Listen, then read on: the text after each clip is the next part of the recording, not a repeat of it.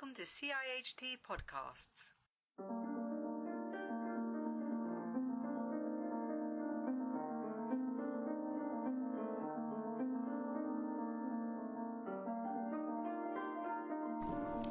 So welcome to this CIHT podcast. I'm your host, Justin Ward. Over 1 billion people globally experience disability. That's 1 in 7 people. So how do we ensure that transport is accessible and inclusive around the world? I'm delighted to be speaking with Vuyiswa McClain-Nhlapo, who's the Global Disability Advisor at the World Bank. Charlotte, welcome. What does exclusion look like in the context of transport for people with disabilities, and what sort of challenges are out there? Hi, Justin, and thank you very much for having me. So I think it's important to just say that exclusion in the transport sector for people with disabilities looks very different depending on the kind of disability you have. It's also very different in terms of where you live, what kind of mode of transport you're using. Are you using public transport? Are you using private transport? That said, I think there are some universal challenges.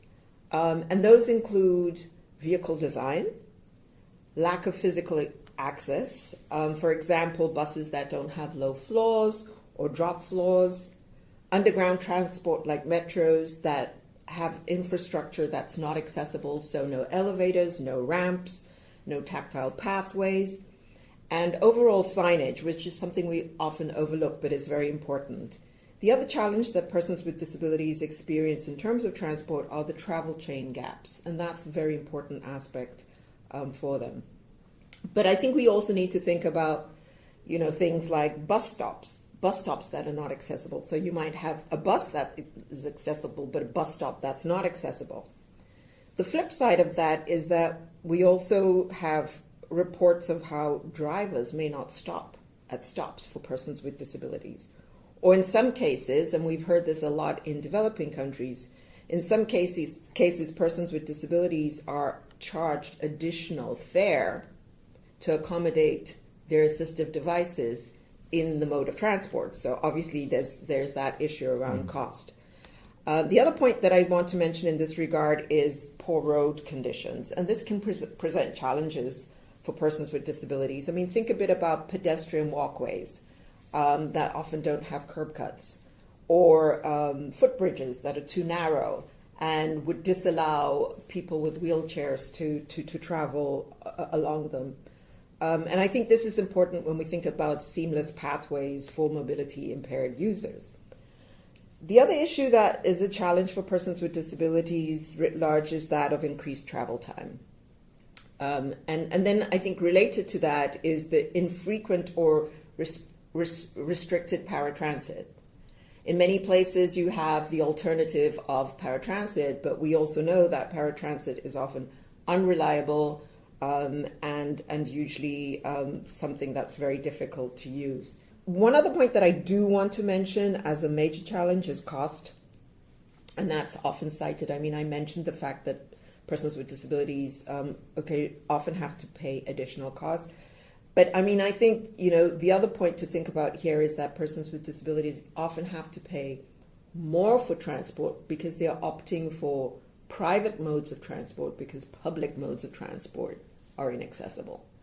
And so it's easier for a person to jump into a car, pay a driver to take them from point A to B, than try to get into a bus that's inaccessible. So there is an additional cost related to the fact that transportation is inaccessible. And this is important because it's quite a paradox, actually. Because the research also tells us that persons with disabilities amongst the poor. And so if you've got a situation where people who already are poor, households that are already poor, then have to pay more for transport, the economic shocks to that are quite huge. And then last but not least, you mentioned in the introduction that persons with disabilities, there are at least 1 billion people with disabilities, which makes it about 15% of the world's population. And so to not think about including 15% of the world's population in transport systems seems like not a very sensible thing to do. The other thing to think about is when we don't include persons with disabilities in transport systems, we exclude them from moving around, from contributing to society, from accessing services, from exploring opportunities, from going to school, going to work, going to the hospital, really basic things that many people take for granted. But I think also it's also very important to recognize by not having accessible transport, you further disable people with disabilities in the sense that you don't allow them to live independently. And that's a very important aspect of being disabled, is to be able to live independently. And what are the drivers for inclusive transport, and what does particularly the World Bank worry about when programming its road transport projects? So the drivers for inclusive transportation are many, as you can imagine.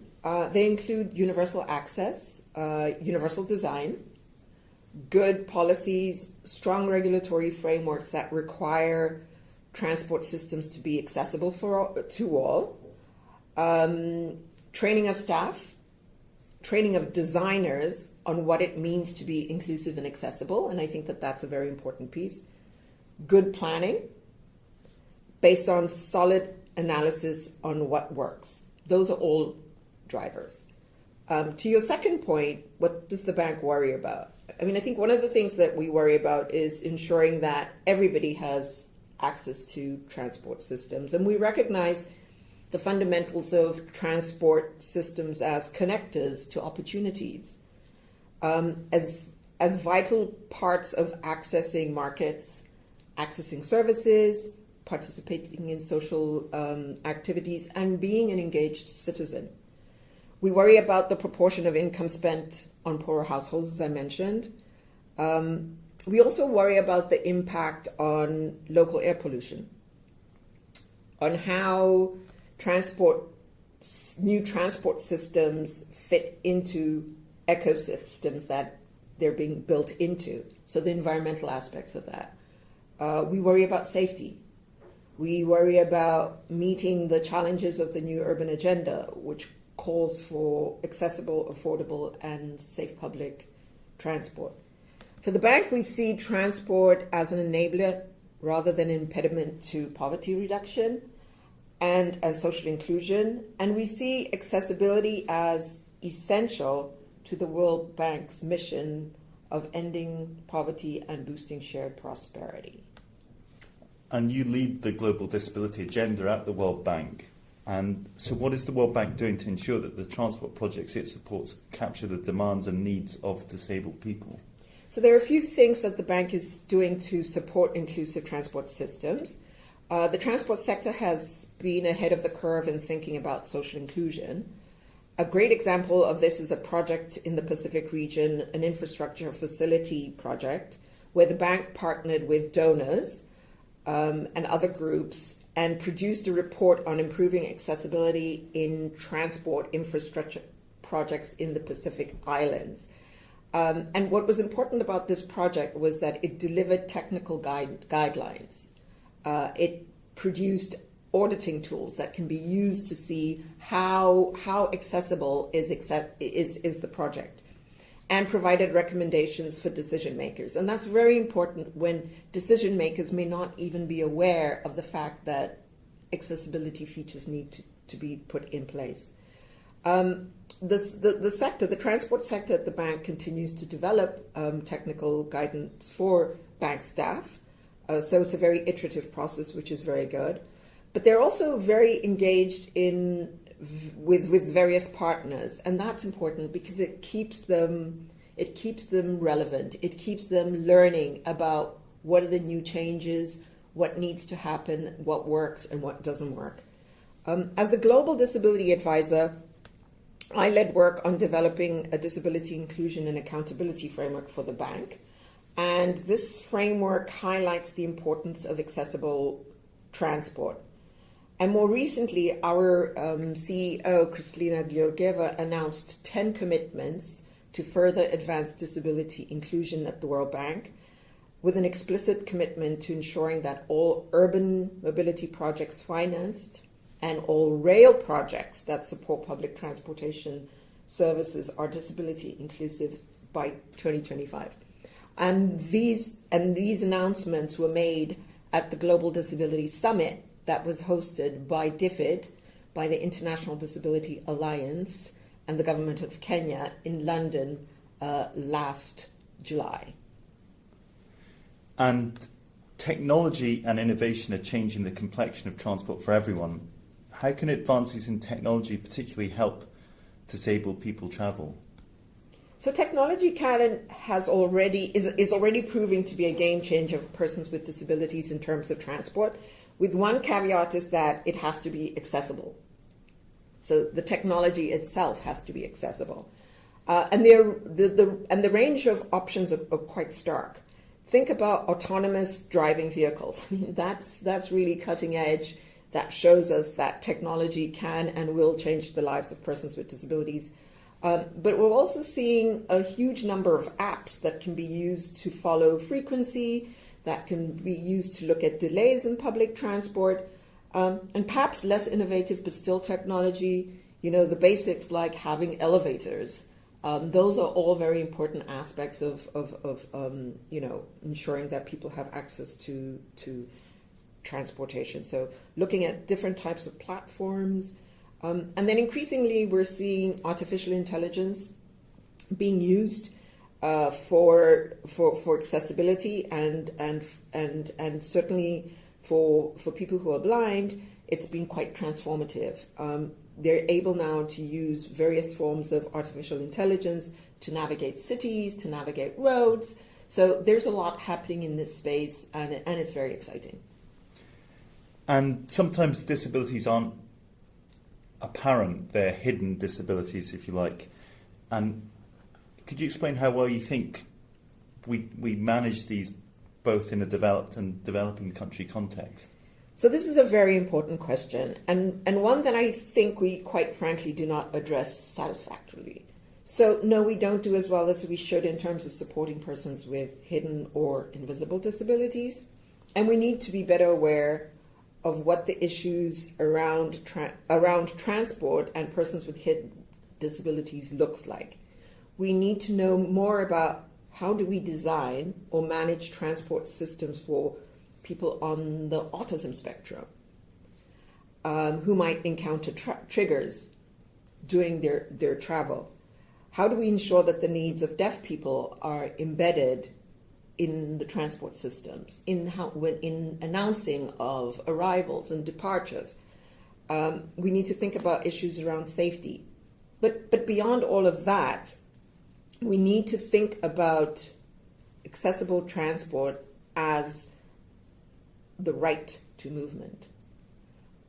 We need to think about accessible transport in the context of the right of association, the right to participate, and that's all contingent on being able to move. And this is well spelled out in the UN Convention on the Rights of Persons with Disabilities that has been ratified now by 178 countries. In the UK, the Disability Discrimination Act seeks to protect people with disabilities. To get to this point involved a historic civil rights campaign involving over 100,000 people, and as a result this act has improved the lives of people with disabilities. So a strong legislative and policy framework is important. How strong is this across the developing world? So that's a great question, and I think having strong legislation is really a fundamental block for addressing disability rights writ large. And if you have good legislation, it often refers to aspects related to access to transportation. But legislation is just one part of the puzzle.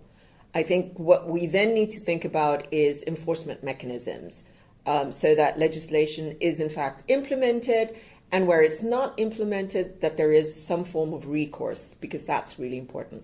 To your question on how wide is this approach in terms of legislation in the developing world, we've seen since the ratification of the UN Convention on the Rights of Persons with Disabilities an increased number of countries that have put in place legislation similar to the one you mentioned, and similar to the Americans with Disabilities Act. And by my last count, there were some 80 to 90 so countries that had put in place legislation.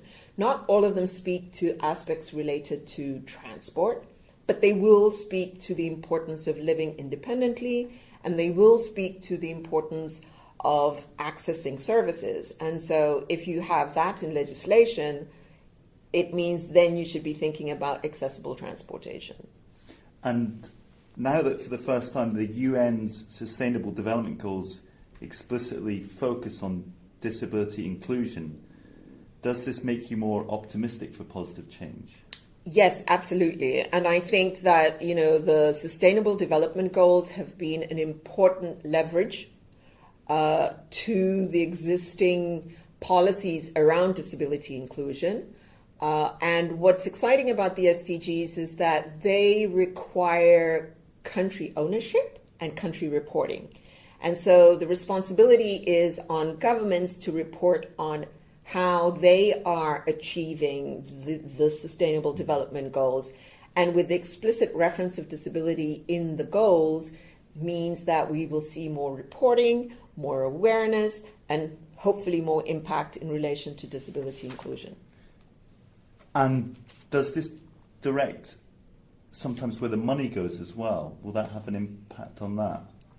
Well, yes, because if you've got disability explicitly mentioned in the Sustainable Development Goals, you need to think about what that means to implement. And for any kind of implementation, you need to have financing. And so the more we can get disability included in our policies, the more likely we are to have it financed. So there is a correlation between, reference to disability in social policy and policy more broadly, public policy, and how then it's financed.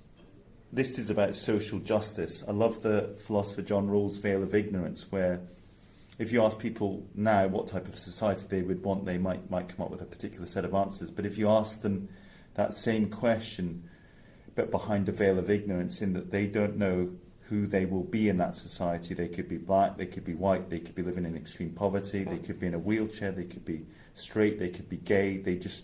You just don't know where you will end up. Yeah. And his concept was that if you applied that thought experiment to society, you would create an actual much more just and fair society. Now, I don't think we could ask all our transport planners and our city developers and our politicians to act with that thought. So therefore, how do we overcome the barriers to make sure that we do actually create societies that are fairer and more inclusive? Is that about giving a voice? Look, I think it's about giving a voice, absolutely. But I also think it's about a better understanding that diversity is part of our human experience. Right. And I think it's also about understanding that, disability can come, the onset of disability happens at many, many different stages of life. People are born with the disabilities, people acquire disabilities later in life, and then there's disability that comes in with the onset of aging. So it's a part of our lifespan, and for us not to plan for that seems very limiting from a planning point of view. And then I think it's also important from the perspective of looking at road safety to think about how many people become disabled as a result of road safety not being at its best. So I think there's definitely some connections there. And the Department for International Development and the Department for Transport in the UK are organising what I think will be a fascinating session on disability inclusive road transport at the World Road Congress in Abu Dhabi in October this year. What messages would you hope this session can deliver? Well, first of all, I'm really excited that this session is happening. I think it's really important. And the key messages that I would like to deliver is that universal access in transport systems is both an economic imperative, but it's also the right thing to do. Universal design in the transport system means that everyone can use it, and that it's not just people with disabilities.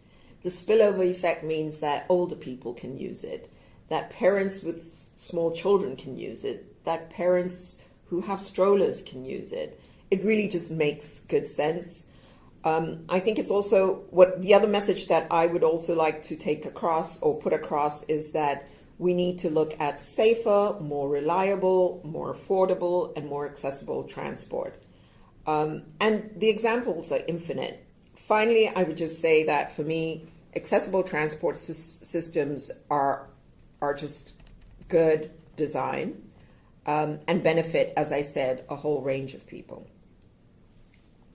And how can organisations like PIARC, the World Road Association, take a leading role in better road transport accessibility and mobility for disabled people?